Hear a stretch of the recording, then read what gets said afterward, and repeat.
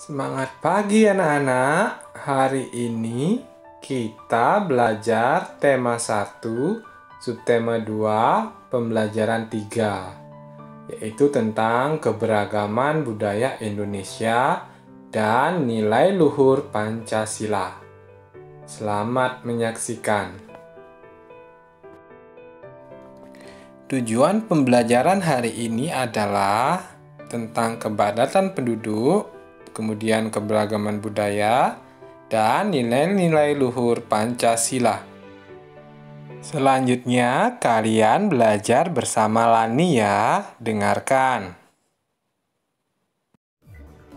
Teman-teman, kalian sudah tahu bukan? Indonesia adalah negara subur, kaya akan sumber daya alam, baik biotik maupun abiotik. Coba kalian lihat keindahan alam Indonesia ini.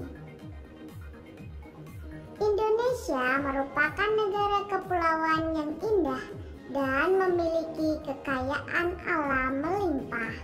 Sumber daya alam diantaranya perikanan, terumbu karang, kemudian ada pertanian baik padi maupun kelapa sawit. Nah, pertambangannya juga ada emas, batu bara, dan lainnya, serta ada perminyakan. Indonesia juga kaya akan sumber daya manusia. Jumlah penduduk Indonesia sekarang ini sekitar 254 juta jiwa. Penduduk tersebut tersebar di 13.466 pulau yang ada di Indonesia. Masing-masing pulau atau wilayah memiliki beragam suku, adat, budaya, ras, agama, dan golongan. Dari sekian banyak penduduk tersebut juga terdiri atas beragam latar belakang, baik pendidikan, ekonomi, sosial, dan budaya. Teman-teman, coba kalian amati peta kepadatan penduduk ini. Nah, untuk warna merah dan orange ini termasuk daerah padat penduduk. Sangat terlihat jelas ya, pulau yang paling padat penduduknya yaitu Pulau Jawa. Jawa Barat lebih dari 40 juta jiwa, sedangkan Jawa Tengah dan Jawa Timur antara 13 sampai 39 juta jiwa. Selanjutnya coba kalian lihat warna hijau tua, yaitu pulau yang paling sedikit penduduknya, Pulau Papua. Selain Papua, juga ada beberapa daerah yang jarang penduduknya, seperti Kalimantan Tengah, Sulawesi, dan Maluku. Nah, sekarang untuk warna kuning, di sini merupakan daerah cukup padat penduduk, yaitu antara 6 sampai 12 juta jiwa. Wilayah Indonesia yang luas dan berbentuk kepulauan ini juga mempengaruhi terbentuknya keberagaman suku bangsa. Pertama yaitu Pulau Jawa. Di sini ada suku Jawa, suku Betawi, suku Sunda, suku Baduy, Tengger, Samin, dan juga suku Madura. Kedua yaitu Pulau Sumatera, ada suku Aceh, Alas, Gayo, Minangkabau, Sakai, Batak, Melayu, Kerinci, Enggano, Rambang, Singkil, Kubu, Talang Mama, Rejang, dan Pubian. Tiga Kalimantan, ada suku Dayak, Kutai, Berau, Tidung, Maanan, Banjar, Bahau, Punan, dan Kenyah.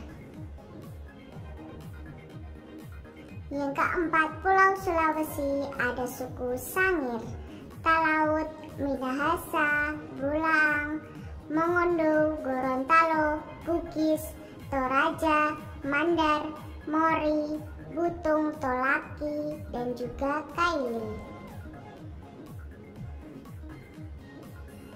Di Papua ada suku Dani, suku Biak, suku Asmat, dan juga suku Sentani. Kemudian Pulau Bali dan Nusa Tenggara ada suku Bali, Sasak, Sumba, Donggo, Rote, Sewu, Flores, Dawan, dan Duna. Kepulauan Maluku ada suku Ambon, Bacan, Kei, dan Tanimbar. Adanya perbedaan suku bangsa juga mempengaruhi agama yang dianut. Coba kalian amati gambar peta di bawah. Nah, ini merupakan peta persebaran agama yang ada di Indonesia. Secara umum, mayoritas penduduk Indonesia beragama Islam. Kebanyakan penduduk di Pulau Papua beragama Kristen, sedangkan Pulau Bali kebanyakan penduduknya beragama Hindu. Hampir di setiap daerah ada keberagaman agama. Nah, sehingga kita harus saling menghargai dan juga menghormati. Wah, beragam sekali ya penduduk Indonesia. Untuk mengetahui keberagaman kondisi penduduk Indonesia, bisa kamu mulai dengan mengamati lingkungan tempat tinggalmu.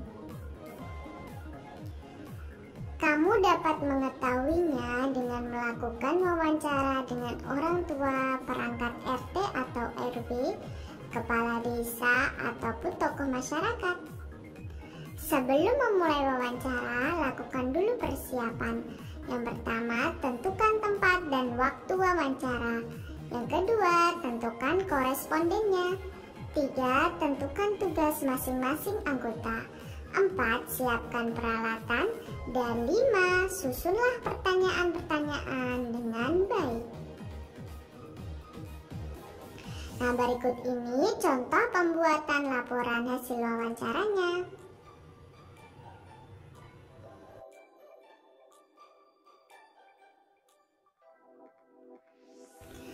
Adanya keberagaman di lingkungan sekitar membuat kita harus selalu menjaga kerukunan. Hal tersebut juga mencerminkan penerapan nilai-nilai luhur yang terkandung dalam sila Pancasila. Untuk nilai yang pertama yaitu nilai ketuhanan, bebas memeluk agama dan menjalankan ibadah, rajin beribadah, tidak memaksakan agama kepada orang lain, menghormati orang lain yang sedang beribadah, dan merayakan hari besar agamanya. Nilai yang kedua yaitu kemanusiaan, berteman tanpa membeda-bedakan latar belakangnya, tidak berpihak ketika menyelesaikan masalah, menjenguk orang sakit, membantu orang yang kesusahan. Nilai yang ketiga yaitu persatuan, gotong royong, kerja kelompok, mempelajari kebudayaan dari daerah lain, mencintai kebudayaan asli daerahnya sendiri, mencintai produk-produk buatan dalam negeri. Nilai yang keempat yaitu musyawarah, melakukan pemilu, musyawarah untuk mufakat, pemilihan kepala desa, menghargai pendapat orang lain, tidak memaksakan kehendak kepada orang lain, melaksanakan keputusan bersama secara ikhlas dan bertanggung jawab. Nilai luhur sila kelima yaitu keadilan, memiliki kedudukan yang sama di mata hukum, melaksanakan pembangunan dan menikmati hasil-hasil pembangunan nasional secara bertanggung jawab.